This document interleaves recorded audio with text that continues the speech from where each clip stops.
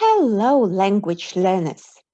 In this video, I would like to talk about the issue often neglected in second language teaching and learning about cultural barriers. There are many books and videos on the internet that dive into this topic. In my presentation, I would like to concentrate on less obvious problems, something that you may not notice.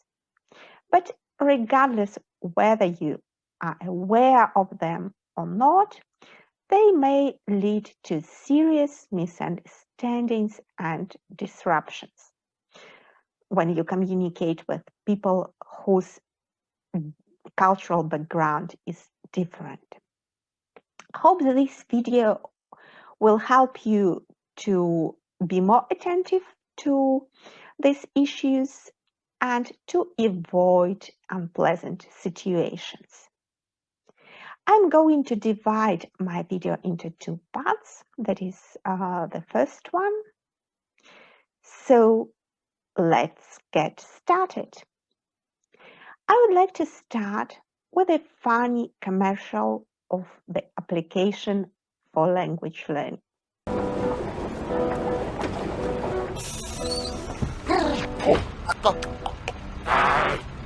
Sorry? I don't understand. Excuse me.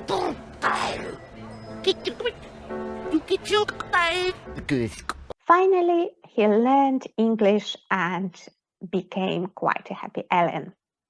I think this video reflects very well the feeling many people have when living in a foreign country, even if their language proficiency is good enough to communicate. This happens because language knowledge is not enough to communicate efficiently. You need a great degree of cultural awareness for this. But in contrast to language learning, there is no curriculum for cultural learning because many cultural barriers are invisible. There is a very good metaphor of iceberg that describes it. As you can see in this picture, a huge part of the iceberg is covered with water. In the case of culture and communication, most of this knowledge is not expressed, but is presumed and expected.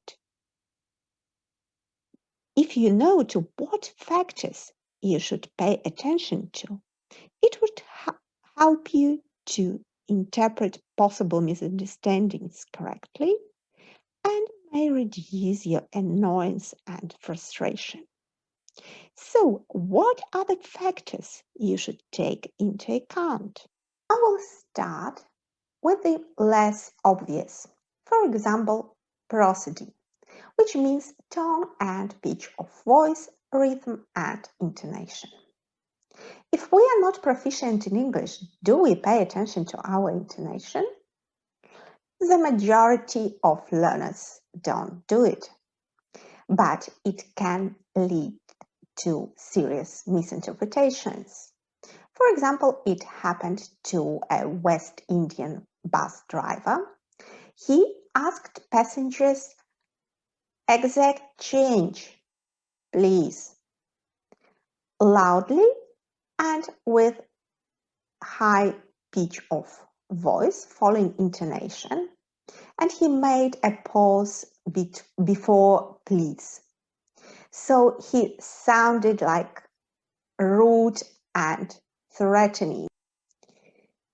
Setting off please highlights directness and request.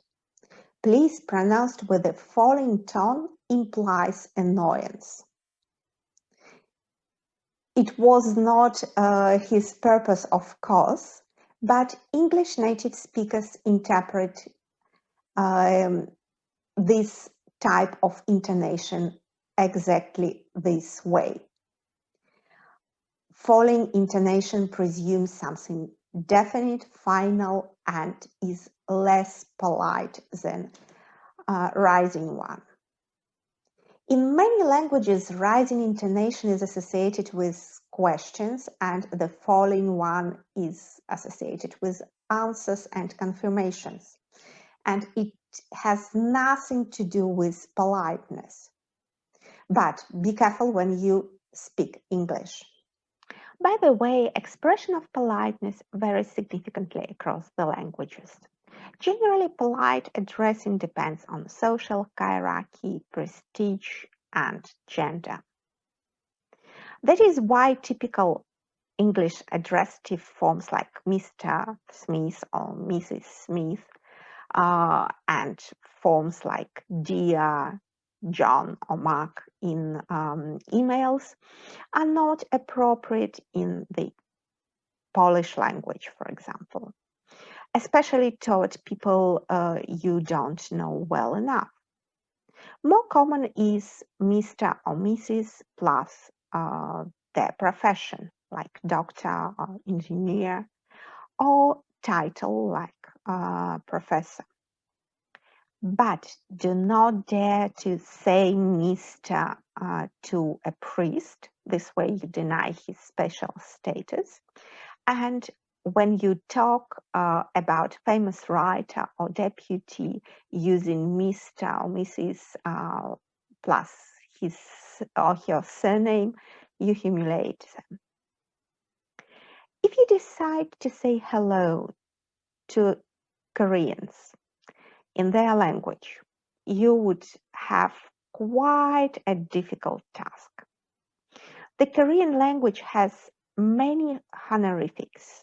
There are different hello to someone younger or in a lower position, another one for a peer at the same level, and a different one for someone who is older, superior, or is a dignitary.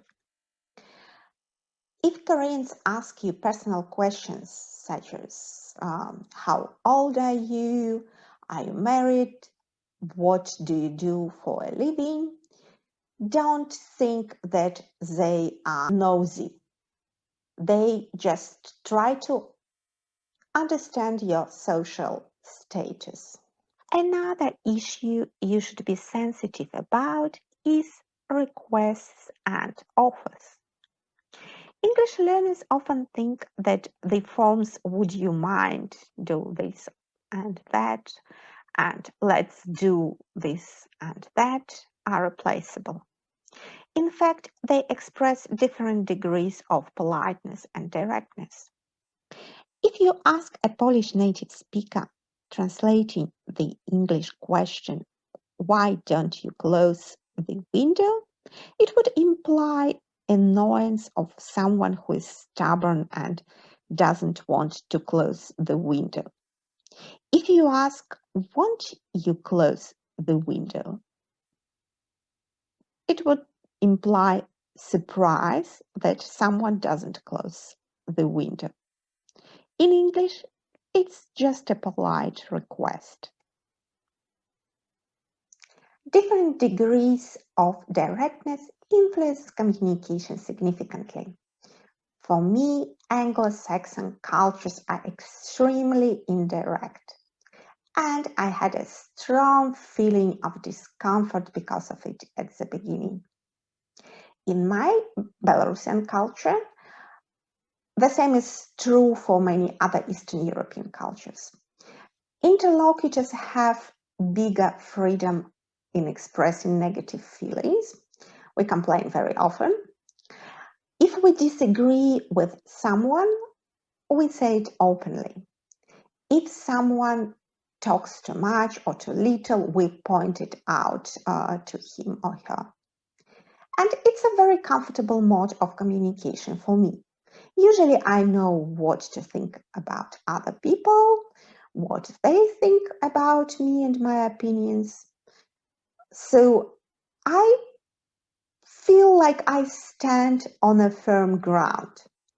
And without it, I feel like in a vacuum. It seems the similar mode of communication is in the Jewish culture. An open confrontation with others' views and opinions is not only acceptable, it's a sign of trust, and it means that generally we have a positive opinion about our interlocutor. We don't challenge someone's views if we think that this person is stupid or not sincere, or if this person is not important for us. By the way, the similar situation is with Australian teasing, which might sound quite sharp and rude. If you don't understand that teasing implies very good feelings and a lot of trust.